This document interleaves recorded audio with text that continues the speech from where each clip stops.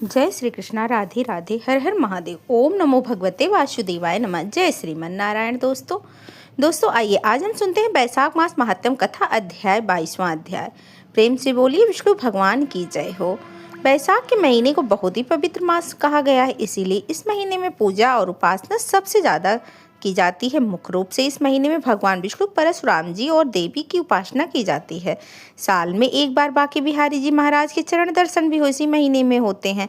इस महीने में सूर्योदय से पहले गंगा सरोवर का स्नान जरूर करना चाहिए। बैसाख मास महात्म्य के अध्याय 21 में हमने बहुत सुंदर राजा पूर्व यशा की पावन कथा को सुना। अक्षय तृतीया वाले दिन भगवान श्री हरि विष्णु ने उन्हें दर्शन दिए। अब आज इस अध्याय में भगवान भक्ति के लक्षण और बैसाख स्नान की महिमा के साथ गंगा सप्तमी की भी महिमा की कथा भी सुनेंगे। शुरू करते हैं। सूत जी महाराज सभी ऋषियों को भगवत भक्ति के लक्षण और बैसाख स्नान की महिमा बताते हुए राजा अम्बरीश और नारद मुनि का वृतांत सुनाते हैं। सूत जी महाराज बोले, एक समय राजा अम्बरीश ने नारद जी से बोले, हे मुनि श्रेष्ठ, आप संपूर्ण लोगों और अनुग्रह करने वाले हैं। अब आप भक्ति का लक्षण बताइए। साधुओं पर कृपा करने वाले देव ऋषि मुझे यह समझाएं कि किस प्रकार मनुष्य को कब, कहाँ, कैसी और किस प्रकार की भक्ति करनी चाहिए। इसके बाद सूत जी बोले, राजाओं में श्रेष्ठ महाराज अम्बरीश जी के ये वचन देव ऋषि नारद जी को बड़ी ही प्रसन्नता हुई। वो उनसे बोले, राजन सुनो, भगवान की भक्ति समस्त पापों का नाश करने वाली है। मैं तुमसे उस उक्त भक्ति का भलीभांति वर्णन करता हूँ। भक्ति अनेकों प्रकार की बताई गई है। कौन कौन सी?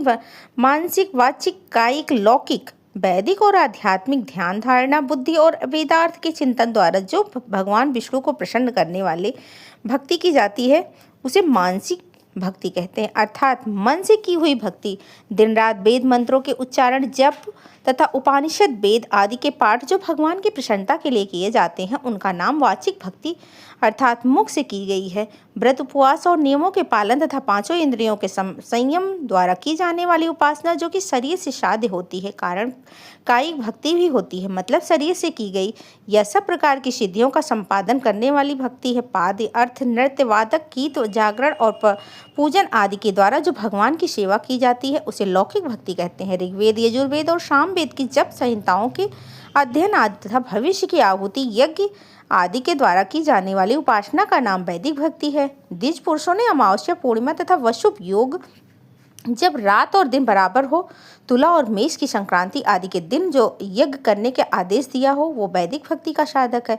अब मैं योग जन में आध्यात्मिक भक्ति का वर्णन करता हूँ, सुनो। योगज भक्ति का साधक सदा अपने इंद्रियों को संयम में रखकर प्राणायाम पूर्वक ध्यान किया जाता है। विषयों में अलग रहते हैं, वो ध्यान में देखते हैं भगवान का मुख अनंत तेज से चमक रहा है, उनकी कमर से ऊपरी भाग तक लटका हुआ यज्ञ प्रवेश शोभा पा रहा है, उनकी शुक्ल वर्ण है, चार भुजाएं हैं, उनके हाथों में वरद और अभय की मुद्रा है, वो पीत वस्त्र धारण किए हुए हैं, उनके नेत्र अत्यंत सुंदर हैं और वो प्रसन्नता से परिपूर्ण दिखाई दे रहे हैं। हे राजन, इस प्रकार योग युक्त पुरुष अपने हृदय में परमेश्वर को ध्यान करता है। जैसे प्रज्वलित अग्नि लकड़ी का भस्म कर डालती है, उसी प्रकार भगवान की भक्ति मनुष्य के पापों को नष्ट कर देती है। भगवान श्री विष्णु की भक्ति साक्षात सुधा का रस है, संपूर्ण रसों का एकमात्र सार है। इस पृथ्वी पर मनुष्य जब तक उस भक्ति का श्रवण नहीं करता, उसका आश्रय नहीं लेता, तब उसे सैकड़ों बार जन्म, मृत्यु और जरा से आघात होने वाले नाना तरह के दैहिक दुख प्राप्त होते हैं। यदि महान प्रभावशाली भगवान अनंत की कीर्तन और स्मरण किया जाए तो वो समस्त पापों को नाश कर देते हैं। ठीक उसी तरह जैसे वायु, मेघ का तथा सूर्य देव अंधकार का विनाश कर डालते हैं। ही राजन, देव पूजा, यज्ञ, तीर्थ स्थान, व्रत अनुष्ठान, तपस्या और नाना प्रकार के कर्मों से भी अंतकरण की वैसे ही शुद्धि हो जाती है। भगवान अनंत का ध्यान करने से होती है। राजन, जिनमें पवित्र यश वाले तथा अपने भक्तों को भक्ति प्रदान करने वाले विशुद्ध स्वरूप भगवान श्री विष्णु का कीर्तन होता, वही कथाएं शुद्ध हैं तथा वही यथार्थ हैं, वही लाभ पहुँचाने वाली और वही हरि भक्तों के लिए कहने सुनने योग्य होती हैं। भूमंडल के राज्य का भार संभालने वाले धीर चित्र महाराज अम्बरीश, तुम धन्य हो, क्योंकि तुम्हारा हृदय भगवान पुरुषोत्तम के ध्यान में लीन हो रहा है और तथा सौभाग्य लक्ष्मी से सुशोभित होने वाली तुम्हारी नौष्ठिक वृद्धि भी श्री कृष्णचंद्र के पुण्यमय लीलाओं के श्रवण में प्रवाहित हो रही है। हे भूपति, भक्तों को वरदान देने वाले अविनाशी भगवान श्री विष्णु की भक्ति पूर्वक आराधना किए बिना अहंकार वश अपने ही को ही बड़ा मानने वाले पुरुष का कल्याण कैसे होगा। भगवान माया के जन्मदाता हैं, उन पर माया का प्रभाव नहीं पड़ता। साधु पुरुष उन्हें भक्ति के द्वारा ही प्राप्त करते हैं। इस बात को तुम भी जानते हो राजन। धर्म का कोई भी तत्व नहीं होता है जो तुम्हें ज्ञात न हो। फिर भी तुम जिनके चरण तीर्थ हैं, उन भगवान की चर्चा का प्रसंग उठाकर जो तुमने अपनी सरस कथाओं को मुझसे विस्तार के साथ पूछा है, उसमें यही कारण है कि तुम वैष्णवों का गौरव बढ़ाने चाहते हो, मुझ जैसे लोगों को आदर दे रहे हो। साधु संत जो एक दूसरे से मिलने पर अधिक श्रद्धा के साथ भगवान अनंत के कल्याण में गुणों की कीर्तन और श्रवण करते हैं, इससे बढ़कर परम संतोष की बात तथा समुचित पुण्य मुझे और किसी कार्य में नहीं दिखाई देती। ब्राह्मण, गौ, सत्य, श्रद्धा, यज्ञ, तपस्या, श्रुति, स्मृति, दया, दीक्षा और संतोष, ये सब श्रीहरि के स्वरूप हैं। सूर्य, चंद्र, वायु, पृथ्वी, जल, आकाश, दिशाएं, ब्रह्मा, विष्णु, रुद्र तथा संपूर्ण प्राणियों उस परमेश्वर के ही स्वरूप हैं। इस चराचर जगत को उत्पन्न करने की शक्ति रखने वाले वे विशुद्ध भगवान स्वयं ही ब्राह्मण हैं। शरीर में वो प्रवेश करके सदा उन्हें खिलाया जाने वाला अन्न भोजन करते हैं।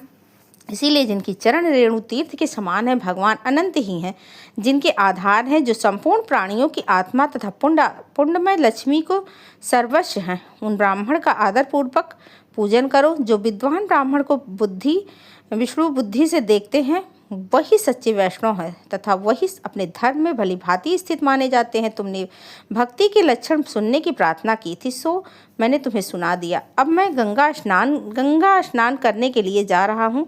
यह बैसाख का महीना उपस्थित है, जो भगवान लक्ष्मीपति की बहुत प्रिय है। इसकी भी आज शुक्ला सप्तमी है। इसमें गंगा का स्नान अत्यंत दुर्लभ है।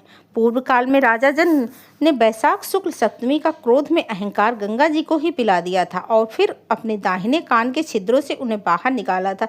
इसलिए जनों के कन्या होने के कारण गंगा जी को जाह्नवी कहते हैं। इस तिथि को स्नान करने जो आकाश की मेखला भूत गंगा देवी का उत्तम विधान के साथ पूजन करता है, वो मनुष्य धन और पुण्य आत्मा हो जाता है। बैसाख शुक्ल सप्तमी को विधि पूर्वक गंगा में देवी देवता और पितरों का तर्पण करता है। उसे गंगा देवी कृपा दृष्टि देखती हैं तथा वह स्नान के बाद सब पापों से मुक्त हो जाता। बैसाख के समान कोई मास नहीं है तथा गंगा के सादृश दूसरी कोई नदी नहीं है। इन दोनों का सहयोग दुर्लभ है। भगवान की भक्ति से ही ऐसा सुयोग प्राप्त होता है। गंगा जी का प्रादुर्भाव भगवान श्री विष्णु के चरणों से हुआ है। वो ब्रह्मलोक में आकर भगवान शंकर के जटाजूट से निवास करती हैं। गंगा समस्त दुखों का नाश करने वाली हैं। वो अपने स्त्रों में निरंतर प्रवाहित होकर तीनों लोकों को प्रवाहित करती रहती हैं। उन्हें स्वर्ग पर चढ़ाने के लिए सीढ़ी माना गया है। वह सदा आनंद देने वाली है। नाना प्रकार के पापों को हरने वाली, संकट को तारने वाली, भक्तजनों के अंतकरण में दिव्य प्रकाश फैलाने की लीला से सुशोभित होने वाली, सगर के पुत्रों को मोक्ष प्रदान करने वाली, धर्मार्ग में लगाने वाली तथा 3 मार्गों में प्रवाहित होने वाली गंगा देवी तीनों लोकों का श्रृंगार करती हैं। वह अपने दर्शन, स्पर्श, स्नान, कीर्तन, ध्यान और सेवन से हजारों पवित्र तथा अपवित्र पुरुषों को पावन बनाती रहती हैं। जो लोग दूर से रहकर तीनों समय गंगा गंगा इस प्रकार उच्चारण करते हैं, उनके 3 जन्मों का पाप नष्ट हो जाता है। जो मनुष्य 1000 योजन दूर से ही गंगा का स्मरण करता है, वो पापी होने पर भी उत्तम गति को प्राप्त होता है। राजन, बैसाख शुक्ल सप्तमी को गंगा जी का दर्शन करना विशेष दुर्लभ है। भगवान श्री विष्णु और ब्राह्मणों की कृपा से ही उस दिन उनकी प्राप्ति हुई थी।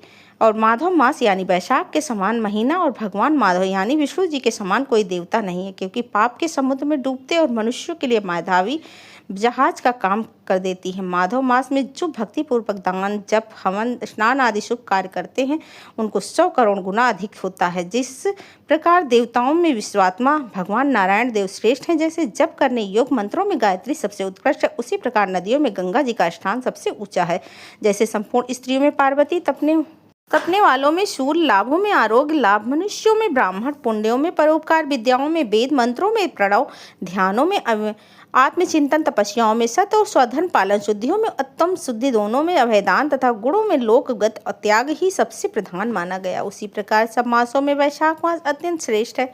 पापों का अंत में वैशाख मास में प्रातः स्नान करने से होता है। अंधकार का अंत सूर्य के उदय से तथा पुण्यों का अंत दूसरे की बुराई और चुगली करने से होता है। राजन, की कार्तिक मास में जब सूर्य तुला राशि पर स्थित हो, उस समय जो स्नान, अदान आदि पुण्य कार्य किए जाते हैं, उसका पुण्य पराध गुना अधिक भर हो जाता है। माघ मास में जब मकर राशि पर सूर्य को हो, तो कार्तिक की अपेक्षा भी 1000 गुना उत्तम फल प्राप्त होता है। और बैसाख मास में 20 की संक्रांति होने पर माघ से भी 100 गुना अधिक पुण्य फल मिलता है। वही मनुष्य पुण्य आत्मा और धन है जो वैशाख मास में प्रातः काल स्नान करके विधि विधान से भगवान लक्ष्मीपति की पूजन करते हैं। वैशाख में सवेरे स्नान, यज्ञ, दान, उपवास, हाविष्य, भक्षण और ब्रह्मचर्य का पालन यह महान पातकों को नाश करने वाले हैं। राजन, कलयुग में वैशाख की महिमा गुप्त नहीं रहने पाएगी, क्योंकि उस समय वैशाख स्नान का महत्व अश्वमेध यज्ञ के अनुष्ठान से ही बढ़कर है।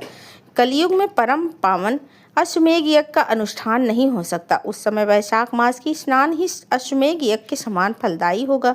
कलयुग के अधिकांश मनुष्य पापी होंगे, उनकी बुद्धि पाप में ही होगी, असक्त होगी। इसीलिए वह अश्वमेध के पुण्य को, जो स्वर्ग और मोक्ष रूप फल देने वाला है, नहीं जान सकेंगे। उस समय के लोग अपने पापों के कारण नरक में पड़ेंगे। इसीलिए कलयुग के लिए अश्वमेध युग का प्रचार कम कर दिया गया है और उसके स्थान पर वैशाख मास के स्नान का विधान किया गया है। वैशाख मास महात्म्य अध्याय 22 संपूर्ण हुआ। वैशाख मास महात्म्य के 23वें अध्याय में आगे की कथा कल सुनेंगे। प्रेम से बोलिए विष्णु भगवान की जय हो। वैशाख माह के ठाकुर जी की जय हो। माधव मास की जय हो।